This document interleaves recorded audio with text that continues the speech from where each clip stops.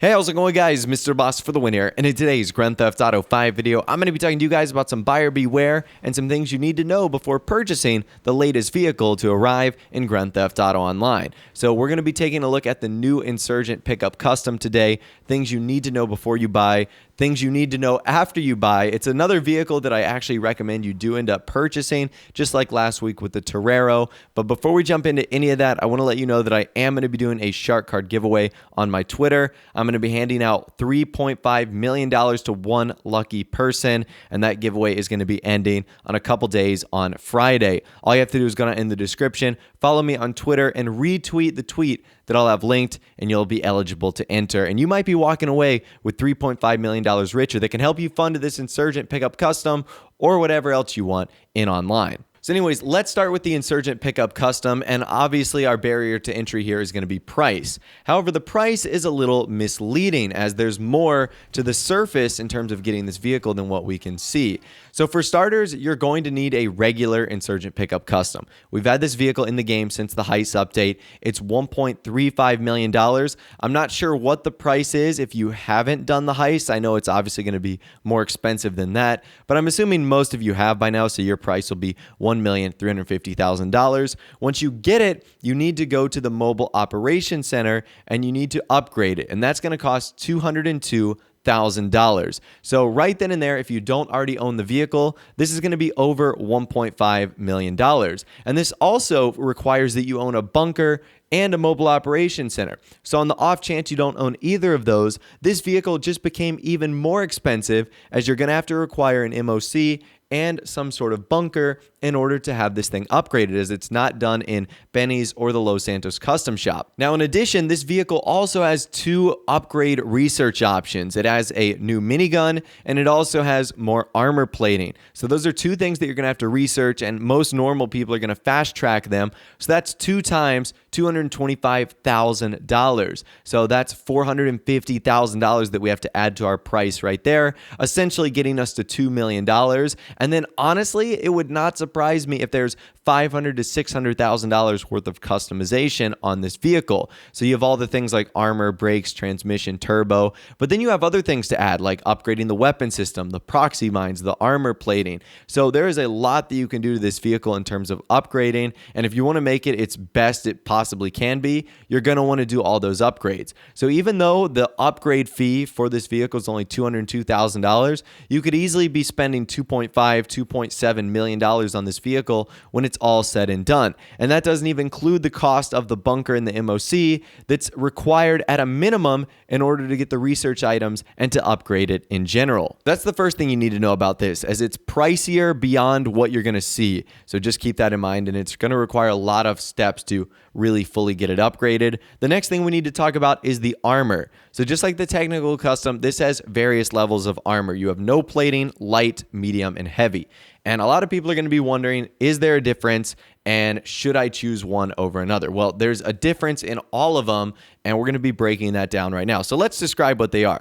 No armor plating is really simple. You get no armor, but there is a benefit to that, as you can use throwables and weapons inside the vehicle. So you can throw sticky bombs, grenades, stuff like that, but you get no protection. Light armor plating is a mesh screen and guards that go around the headlights, and you're only allowed to use your small weapons like pistols and submachine guns. Medium armor is more horizontal bars and then a guard on the front of the minigun at the top. However, just like with the light armor, you can only use SMGs and pistols. And then the heavy armor is the most interesting. It's bulky armor plating, and you get maximum protection for your gunner up top, but you're not allowed to use weapons inside the vehicle. That is a huge drawback. So to recap, if you use no armor plating, you'll be able to use your full array of car weapons. Light or medium give you a limited range, and then heavy offers you none, although it does offer technically the most protection for yourself and the gunner.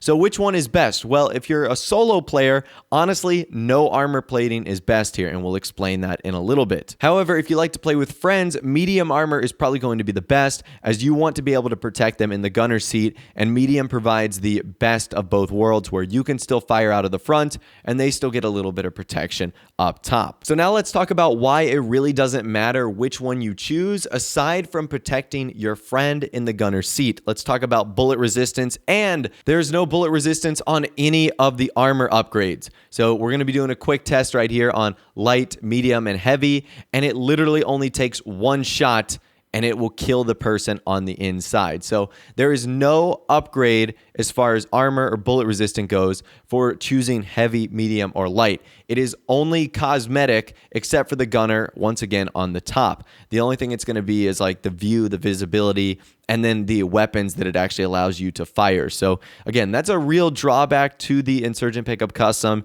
is that it has no bullet resistant protection. One shot and you are dead on the inside here. Well, what about explosive resistance? Does it matter if you have light, medium, or heavy? No, it doesn't. It's the exact same for all three. Now, what's odd about this is if no one is in the Insurgent Pickup Custom, it only takes 5 sticky bombs or RPGs to blow it up. However, if there is someone on the inside, it ends up taking 9. So this thing is extremely explosive resistant, which is actually awesome. It's probably one of the strongest features of this car, is that it can survive 8 bombs without it blowing up, and then the 9th one eventually blowing it up.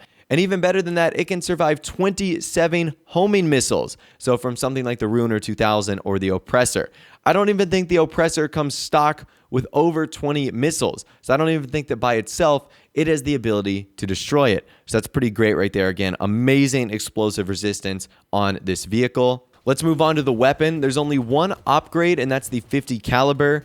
And unlike on the Karen Technical, this upgrade shreds people. So the 50 caliber minigun is so much better than the default one. I would highly recommend it, as it just absolutely rips through people. Another thing, unlike last week, is by firing the minigun backwards, it does not apply a speed boost to the Insurgent Custom, nor does the regular one. We actually did a test where we were both firing back at the same time, and no speed boost is granted like what happens on the Technical Custom and on the weaponized Tampa. And 2 tricks you need to know about while actually inside the gunner's seat: if you hit right on the D-pad, or whatever the equivalent is for your console or PC, that will actually allow you to go inside of the Insurgent. So if you start flipping over, or if people are firing at you and you need to heal, you can actually do that instead of just sitting up there like a sitting duck.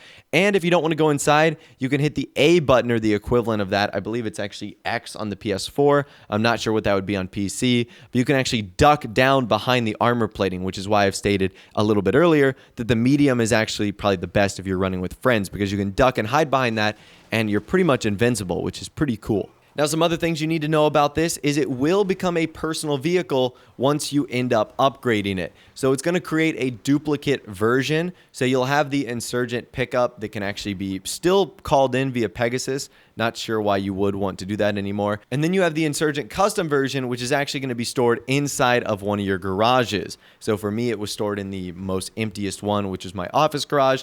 And that's pretty cool for a couple reasons. Number one is it can be called in anytime via the mechanic or the vehicle interaction menu, which is pretty great. It can be sold if you wanted to. You're going to lose money on that, but if you want to sell it, you can. And it also has insurance on it now, which is quite cool. So the insurance is a little over $19,000, pretty much the exact same as an Oppressor. So you do need to be careful if you see one of these vehicles on the road about jumping all over them and killing them, because if you do, you're going to pay a pretty hefty penny when it comes for the insurance price. This is another vehicle that I think Rockstar needs to mess with when it comes to modifying the insurance on. But at the end of the day, I still think that it isn't awful, and it is pretty hard to explode. Actually, it's easier to kill someone on the inside than blowing up this vehicle. So that's another interesting fact you might not have known about. Another interesting fact you might not have known about is that you can actually use it in heists. So that's actually pretty cool. I know a lot of people to this day that still do the heist missions, and this vehicle can be used in it, so that actually might be pretty useful. Another thing that's pretty useful is that it can actually tow vehicles. So probably the most popular choice here would be the anti-aircraft trailer, but it can tow boats and other things like that. So this is actually pretty awesome. As of right now, it's probably the best vehicle to tow the anti-aircraft trailer. Whenever the Night Shark comes out, it'll probably take its place as the best. But for now, it's really speedy, really quick. And the fact that it has that tow hook on the back is another amazing feature of this car. So you can certainly utilize it for that. And also one more thing, because it becomes a personal vehicle, is you can actually have both out at the same time. So you can have your Insurgent pickup out because it's a Pegasus, and you can have your Insurgent pickup custom out because it's a personal vehicle too, which I think is pretty neat, and I'm sure you can figure out some cool ways to utilize that, but that's another great feature of this vehicle.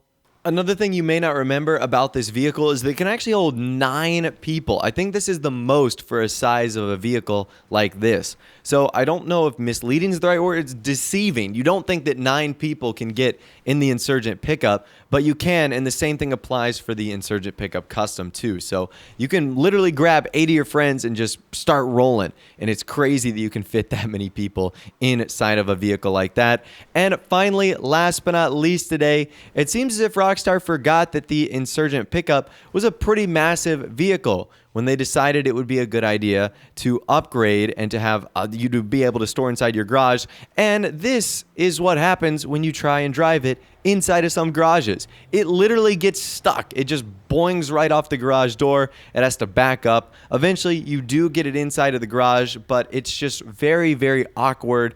And it kind of seems as if Rockstar didn't like make an attempt to try and fix this or anything like that. I thought this was interesting, very funny. The first time I saw something like this, I started dying laughing, as that's just one of the most ridiculous looking things ever. This giant truck not being able to fit inside of the garage. But anyways, let me give you my final verdict now on what I think of this vehicle. I think that it is awesome. It is a upgrade over the Insurgent pickup, the regular one. So if you enjoy that vehicle, then you're definitely going to want to get your hands on this. I think it's useful for a lot of situations. The only situation it's not all that useful for is if someone's firing at you, and that includes NPCs too. NPCs can shoot you rather easily while you're inside this vehicle, and that has to do with the lack of protection. It's only cosmetic. So that's a real downfall, but everything else is really cool. There's only 2 research items, which is 50% less than the technical custom. It seems to be better performance overall. It has amazing explosive resistance. The only 2 things that are a real bummer to me are the price and the bullet resistance. Those are really lacking, but everything else has really cool quirks and features that I really do enjoy. But anyways, that's all the information that I'm going to be talking about for you guys in this video today. Hopefully you did enjoy. If you did, be sure to leave a like rating on this video. That would be awesome. And subscribe to my YouTube channel if you are new or you like daily GTA 5 videos like this. With all the way, guys, like I said, thanks so much for watching. Take care, and I'll see you guys in the next video.